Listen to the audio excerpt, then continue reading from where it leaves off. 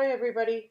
I wanted to talk today about creating art that are about social issues.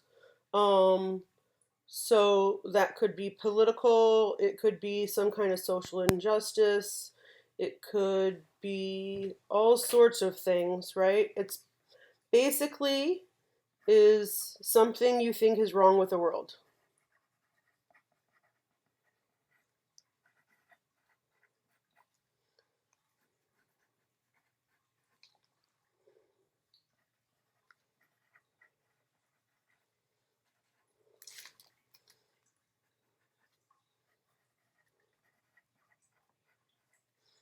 Now, that could be smaller, it could be your city, your state, your country. And technically, it could be around your house, like you want to petition for a new Nintendo Switch, which some of my neighbors' kids did. Um, anyway, you're talking about something that you want to make happen or you think shouldn't be happening, okay? It could also revolve around other current issues that maybe you don't know how to solve the problem, like the current quarantine, the virus that's going around. Um, it could be about just general worries. You may not have a solution, but that doesn't mean that you can't complain or bring up issues about it and things like that, okay? So, your social issue can be whatever you want it to be. I am making a piece of art using collage with that. All of these things I found at my house. I do have art supplies at my house on a regular basis anyway, but some of the things I found in my recycling, that something that was going to go to recycling, or papers that were going to be shredded, or fancy paper a neighbor dropped off for me, or something like that, okay? So wherever you get your imagery and stuff like that, it really doesn't matter as long as it helps you get your message across, okay? So some of the things that I have to create my collage, and I definitely won't finish it today, um, but my social issue is all about funding for public schools, and teachers have had a thing called Red for Ed, where we weigh red to bring up the awareness of underfunding of schools and poor treatment of teachers. So, um, my stuff that I found a piece of red paper. I actually didn't like how red it is, so I used watercolors. All right, I used some watercolors. I happen to have some that have like iridescent glitter in it that I added to it to make it have a little sparkle, which is why it looks so shiny, right? I also used a piece of construction paper. It was just red construction paper, and it's the cheap stuff from like the pharmacy or Dollar Tree or whatever. So I also used watercolor on it to make it darker. Um, I have a clipping on here as well. I used watercolor to make it darker. Now this end is all using the same colors, and this side uses some different colors, so you can see a little bit more yellow and orange colors in there. All right, and this is a clipping that I found when I was going through boxes of stuff to shred. Um, and this is actually a picture in front of Guilford County Schools downtown office. I have some friends in this picture, and it was just really neat to see that suddenly something that I was about to recycle, um, and something from like 2 years ago, where I get to see two of my friends, another person I know, another friend I know, teachers I know. So um, anyway, I cut this out, and I actually cut out the signs they were holding in the image, and I have some of them, and I can't decide what to do with them yet. Like this one goes right here. All right, so instead of having the sign, I thought it might be neat to have just like bright red. Um, so that it's not so literal. And in the same newspaper, it was from the Socialent group, and they call it the Militant. Um, and that is kind of somebody who doesn't follow the main rules. And so I have it in English, and when you turn the paper over, everything from the back forward is in Spanish, so I also have it in Spanish. And I have the title, I think, somewhere in here that goes with it. Maybe I didn't do that, but I found some other words and stuff in newspaper that I had here at the house. So these are some of the things I had. I have a glue stick and a bottle of glue, and then I made these tiny little signs that say things that teachers have been asking for, like fund your future, we won't yield, call the vote, different little things made to look like little signs that somebody might carry and rally with. And there's one other thing. What was it? Oh, and then this special paper that somebody gave me, some of them have frames on them, and they were just too cheery, so I made them all like dark red and orange, red purple, red orange, and red, and I used the watercolor to change their colors. And I didn't do a super neat job of it. I made it so that they're sort of stripey and stuff. I don't know what I'll do with these. I may or may not use them. But I paused in my making to talk to you guys about creating art about social issues. There's lots of topics that you guys can use. You could pick your own topic. Maybe you could ask your parents about something that they're disappointed with, or you could ask your friends about something that they would like to change. So those are all little options that you can do. But I wanted to pause when I was working on this to show you guys, before I glued this all down, how I'm working on this part right here. And I'm going to move this stuff because it's going to be possibly getting dirty. So we're going to move that out of the way. And I wanted to glue this so this little section would be slightly different, and it has like some different textures in there. It's not as easy to see on the document camera. So I glued down part of the top here so it would be right where I wanted it. So this is all still loose. All right, and I wanted to show you guys how I was going to do that. So I first started with just like a band of glue here, and I used the glue stick because this is newsprint and it's so thin.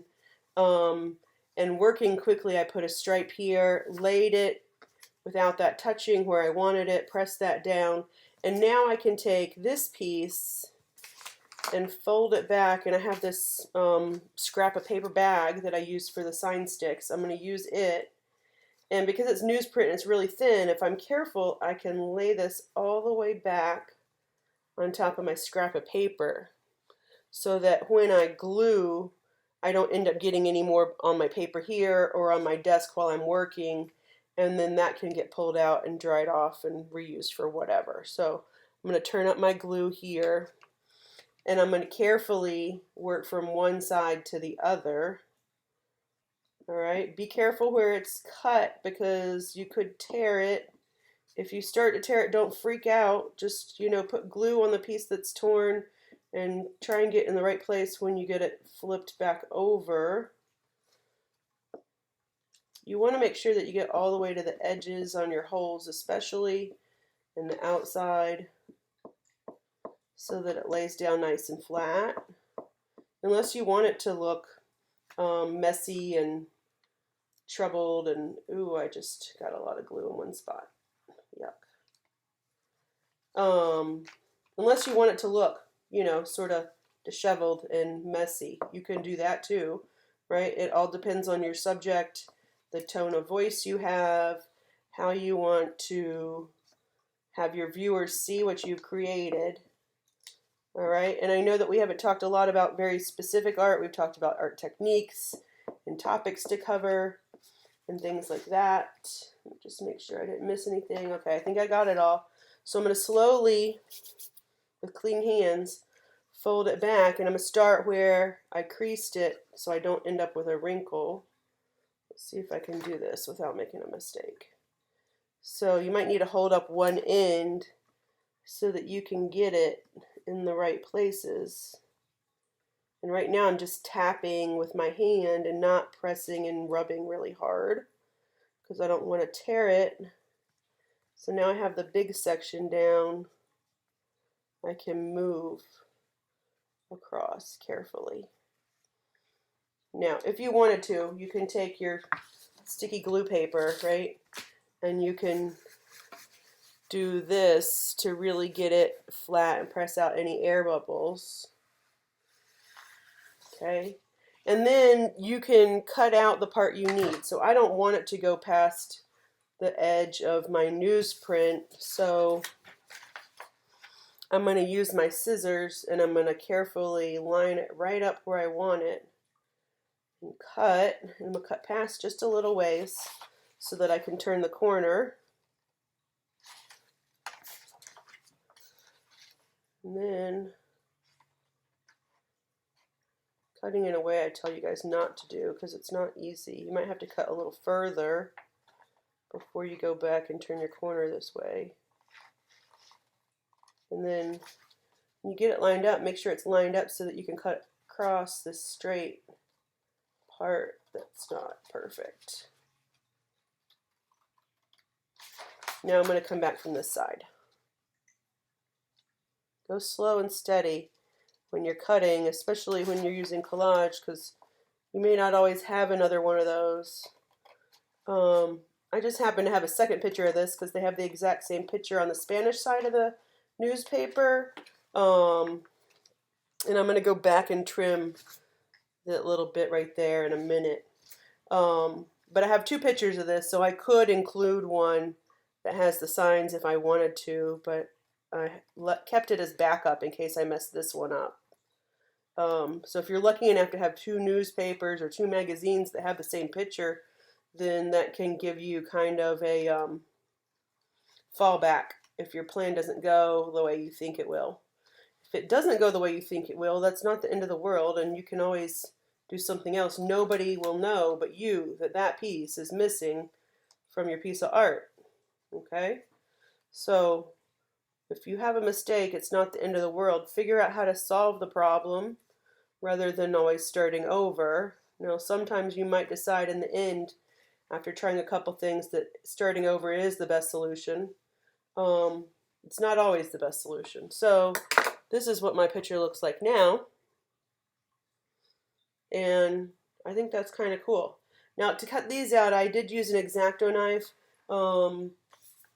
But, you know, if you want to cut out a hole like that, you could just try and be really, really careful with your scissors. Or you could cut parts of it straight and then cut the other parts out. And then that way you piece it back together when you glue it. So I have another piece that I started on. This is one of those fancy papers that somebody gave me. And I'm not going to glue down yet, but it used to say something like, dreams soar on imagination. And it sounds great, but I'm talking about money for public education. So I found some different words. This is from the newspaper in the money section, and these are from an educator's magazine. And I cut them all out and sort of tweaked them around so you could still sort of see this word, but we were covering up the other words that didn't work. I don't like how sunny and clear and beautiful this is. I want to make it more dark and sort of, you know, stormy kind of looking because the problem's still not solved. And then I'll attach my other pieces, including all my signs and stuff. And I have a little Ziploc bag that I'm keeping my pieces in so that I don't lose anything. And I might actually even have this so that they sort of mirror each other without mirroring each other. And what are my little signs? So then I can also arrange my little signs. I cut them in different sizes so I can kind of give some kind of perspective So like the small ones would go up front and sort of cover each other. And then the small ones would go in the back. Sorry. Right. And then we'd have the bigger ones sort of on top of those getting closer. And the biggest ones would be like right in the foreground. Okay. So you can change the size to give it volume as well. Now you could also glue these on so that they're not flat. You could use paper to put underneath it to get them to stand up high. And one way that you can do that is, hold on, I'm going to cut a little piece of paper. So you can cut strips. It's better if they're perfectly the same, but for this demonstration they don't have to be. I'm going to glue them together like this. Okay, so I've got them glued together. And then when they're dry, I'm going to fold them back and forth. If you have even strips, it works better. And you can do a big long one and then adjust to what you need. And just going back and forth, folding one over the other. All right, and then it gives me something like this. So I could put, I hide those. I could put one underneath there so it creates volume, which I might do. Okay, so yeah, that's just some different ideas about some other art. Somebody said they wanted to make art about the COVID-19 virus, or how you feel about it, what's going on at home. So I want to give you guys one other option. If you have materials like this to do that with, you can. If you have the most basic of just like a glue stick and scissors, you can still do things like this, okay? You could cut from cereal boxes, food packaging, books that you hate, or your mom or dad or somebody's about to get rid of, old magazines, things like that, okay? If you want to try this, feel free. Pick your topic and start cutting out words and images. And I would get a lot of that together before you start gluing. Use markers or crayons or color pencils or watercolor to change colors of things if you want, or leave it like it is, and start gluing and create something wonderful. If you choose to do something like this, I would love to see your images as you work. So maybe an image of the stuff you've collected, an image of you getting started, and definitely an image when you're finished.